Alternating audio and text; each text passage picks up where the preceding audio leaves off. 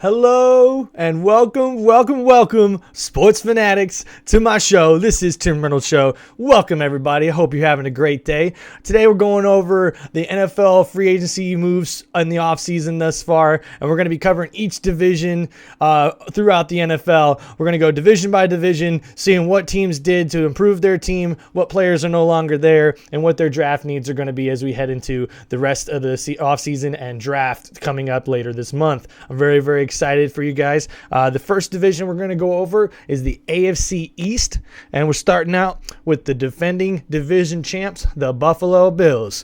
As we go in here, we'll get you some notable players that are no longer there.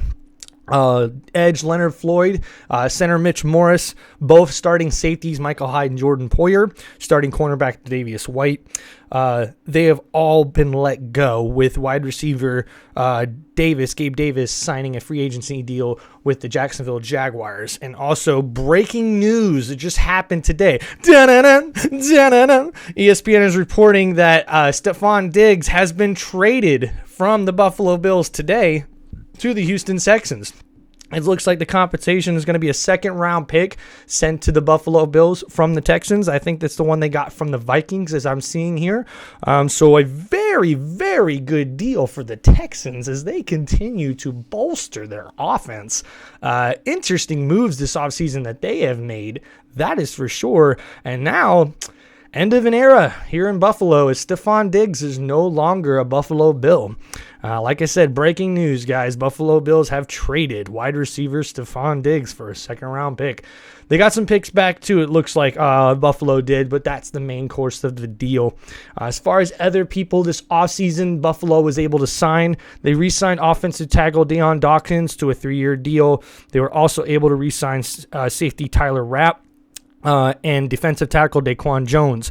They were also able to get edge rusher AJ Espinenza on a 2-year deal. We're also able to get wide receiver Curtis Samuel on a 3-year deal, which I really, really like for this team. Samuel is a really good possession, speedster, slot guy that should work well with this team, I think, in the offense with Josh Allen. They also signed safety Mike Edwards, which I think is another good free agent pickup for them. Mike Edwards is a former Buccaneer, so I know him pretty well. He's played the last couple of years on the Kansas City Chiefs and played very, very good football, so it'll be interesting to see what he does there in the secondary for Buffalo. Last year, as far as their rankings go and passing, they were pretty good. As far as offense goes, they were ranked 8th in the league and 7th in rushing. So offense was kicking. They were doing really, really good last year. Just kind of hit a speed bump again in the playoffs. So it'll be interesting to see how they approach the draft, especially with their defensive rankings. They were 7th in the pass and 15th in rushing. So, like I said, pretty good team overall, but they're going to probably have to look to the draft to really get this team over the top if they're going to want to compete for a championship. As far as their draft needs go, they're going to be looking at an edge rusher or defensive tackle, safety, running back, and wide receiver are their draft needs for the most part. You could be seeing them really kind of take best player available, in my opinion, but you'll also probably see them really focus on getting that defense tuned in. But now, with the big news that we're hearing today of Stephon Diggs being traded, you could probably see now wide receiver being put at the top of that list as far as priorities for the Buffalo Bills. So that's it for Buffalo. Hopefully we'll see what they do in the draft, if they can improve their team and build off of a division-winning season last year and make it back to the playoffs. Up next is the other playoff team in the division, the Miami Dolphins, repping the Ricky Williams Miami Dolphin jersey here for all my family and friends that are big Miami Dolphins fans. Thank you guys for helping support the channel as well. So the Dolphins this offseason had a lot of interesting moves for the most part. As far as players that are no longer there, Jerome Baker was let go. Offensive guard Robert Hunt was not re-signed. Defensive lineman Christian Wilkins was not re-signed. Also, edge rusher Andrew Van Ginkel was not re-signed as well, with them losing 3 wide receivers and 5 defensive backs, including starting quarterback Xavier Howard.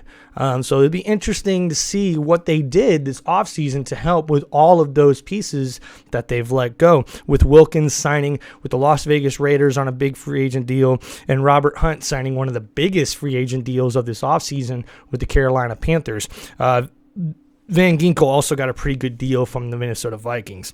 As far as players they were able to pick up this offseason, tight end Jono Smith was able to sign a 2-year deal with the team. Center Aaron Brewer also signed a 3-year deal. Edge rusher Shaq Barrett, former Tampa Bay Buccaneer, he signs a 1-year deal with the team. Linebacker Jordan Brooks, formerly of the Seattle Seahawks, he signs a 3-year deal. They also got veteran safety Jordan Poyer on a 1-year deal, and Kendall Fuller, cornerback that should help with that depth of how many defensive backs they've lost. He signs a 2-year deal to help the team. And let's not forget, guys, this was one of the best offensive teams in all of football last year. They ranked first in passing, and they were 6th in rushing yards last year per game. They also had a defense that was pretty good for the most part. They were ranked 15th in the pass and 7th in rushing, but I really like how good this offense was last year. I hope they're able to carry that into this next season, especially the fact that they re-signed Raheem Mostert, running back, to a 2-year extension. I really think that's going to help that team out because of how good they were able to have a balance of running and passing on that offense last year. So it'll be interesting to see what happens with that. As far as their draft needs go, they're going to be looking at interior offensive lineman, offensive tackle. So pretty important positions for them, I think, heading into the draft. But they're also going to be looking at the other side, defensive line and defensive tackle and edge rusher, and tight end also is a need for them. So it'll be interesting to see what happens with them, especially in the first round, but I really do think they're going to focus on both lines, both defensive line and offensive line in the draft, especially with the moves that they've made so far this offseason.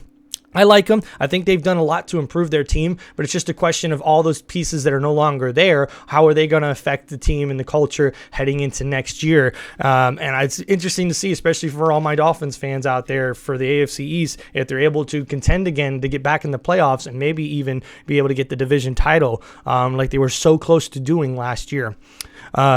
Coming up next is New England Patriots. We got a lot of turnover here on this particular team. The Patriots are starting off their offseason their first time without head coach Bill Belichick, as he's no longer the head coach there. The new head coach is Gerard Mayo, and he'll be going ahead and leading this offseason under his leadership, heading into a new year, trying to see if he can change this organization around back into a winning organization, which it hasn't been the past couple of years under Bill Belichick's leadership. As far as players that are no longer there, there's not a whole lot to report, but special teamer All-Pro Matthew Slater retired this past offseason.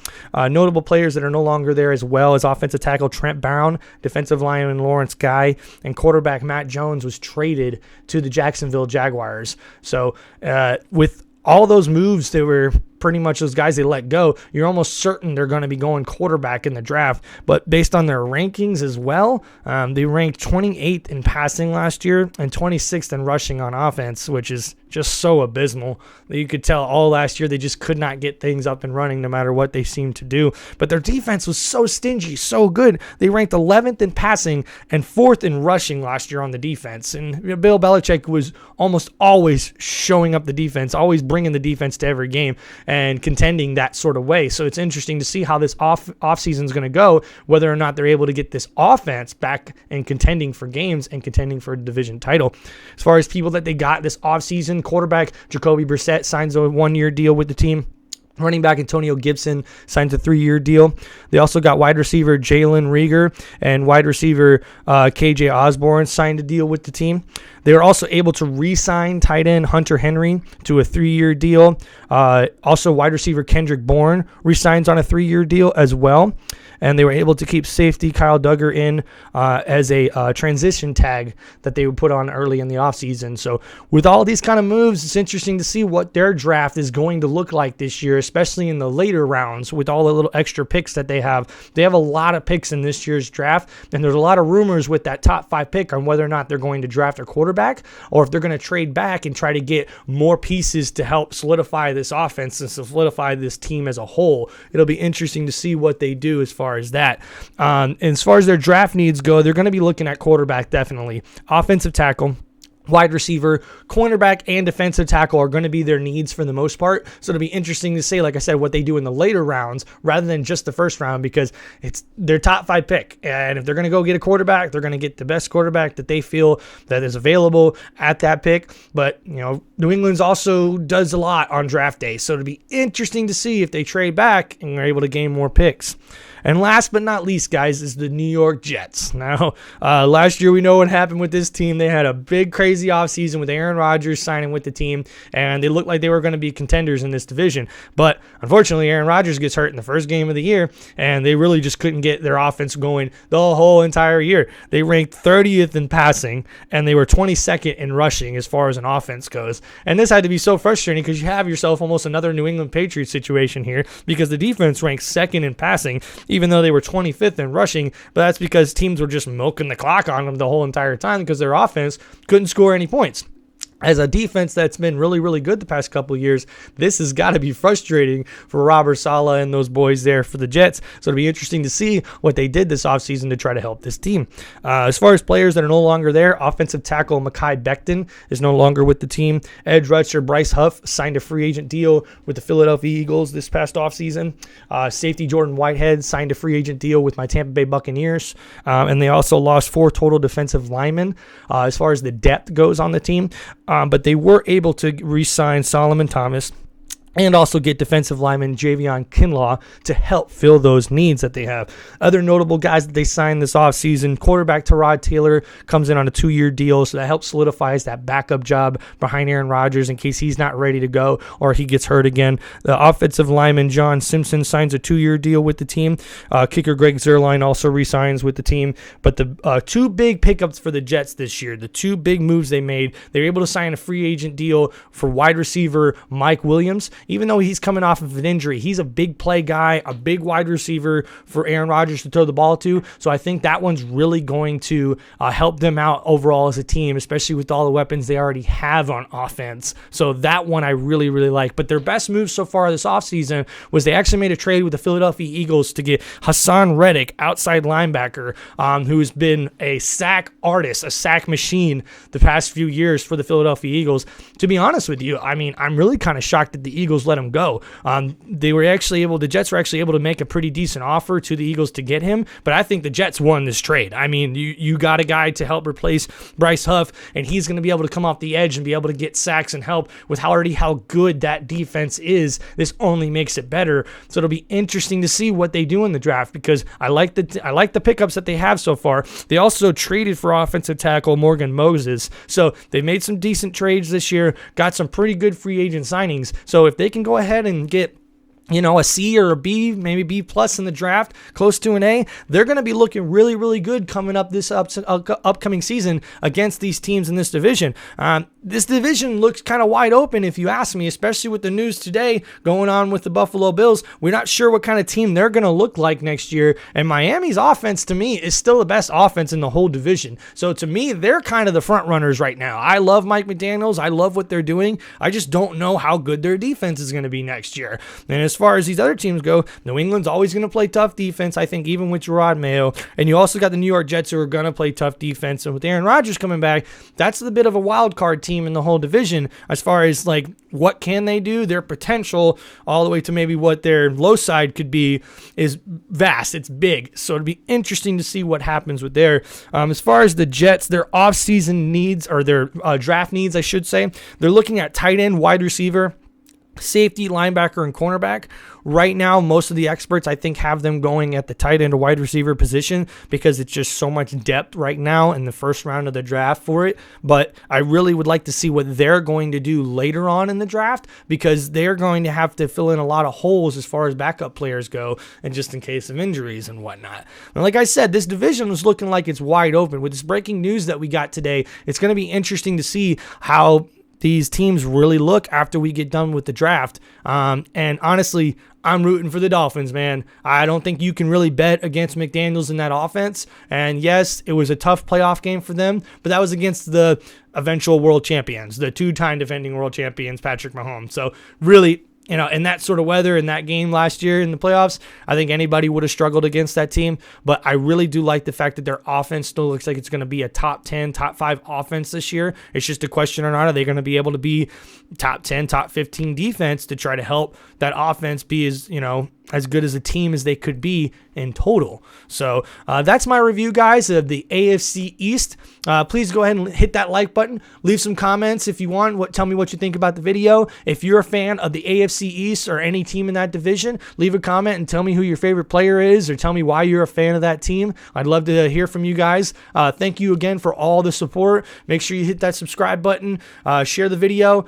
Share some love. And remember, this is all about football, baby. All about love for sports. I'm trying to bring that love to everybody here. I love the fact that what football does, it brings so many people together from different ethnicities and different backgrounds, and it shows everybody how to be a team and work as a team to get an ultimate goal. And that's what I'm trying to do here, man. I'm trying to create a community, create a team, so that way we can go and become champions, man, because all of us deserve to be champions. You just never give up, guys.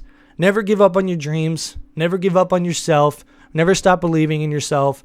There's all these times in life that things happen that can bring us down, that are sad or really hard to deal with. But there's always a way, and you can always find a way. You can always find the light in the darkness, and don't ever forget that. And if there's anything that being a football fan has really taught me, is to handle adversity head on, and be real, be authentically me, and just try to do the best that I can no matter what it is I'm doing. So thank you guys so much. I hope you liked this video. Hit the thumbs up, hit that subscribe button, and thank you so much for all the support. Hope you guys have a wonderful day. Peace!